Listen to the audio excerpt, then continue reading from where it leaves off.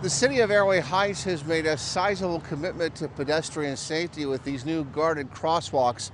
Unfortunately, the intersection where this man was hit today was poorly lit and poorly marked. It was a lot darker than this when the victim decided to dart across Hayford Road in the hopes of catching his regular bus. The driver of this Chevy Tahoe told sheriff's deputies by the time he saw the pedestrian out the corner of his eye, it was too late to stop. This is his normal route every morning, and unfortunately this morning, there was a lot of factors obviously that came into play, and he wasn't able to safely cross the road.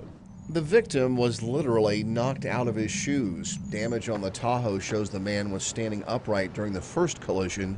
A second car hit the victim after he was already on the ground. Yeah, unfortunately, the SUV struck the pedestrian, and then there was a second car behind the SUV who obviously wasn't aware that the impact had taken place and struck the pedestrian a second time. And shortly after that, the bus the victim was trying to catch came along and stopped short of the would-be passenger's body.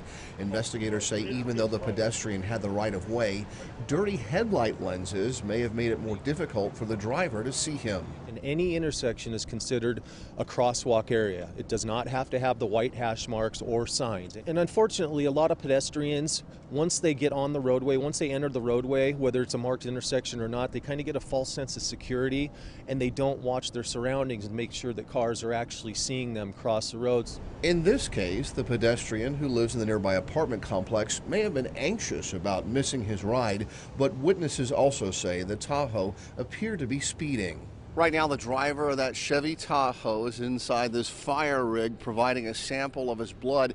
If tests show that he was not under the influence, it's likely he will only receive a citation for failing to yield to a pedestrian. Reporting in Airway Heights, Humphrey, KXLY4.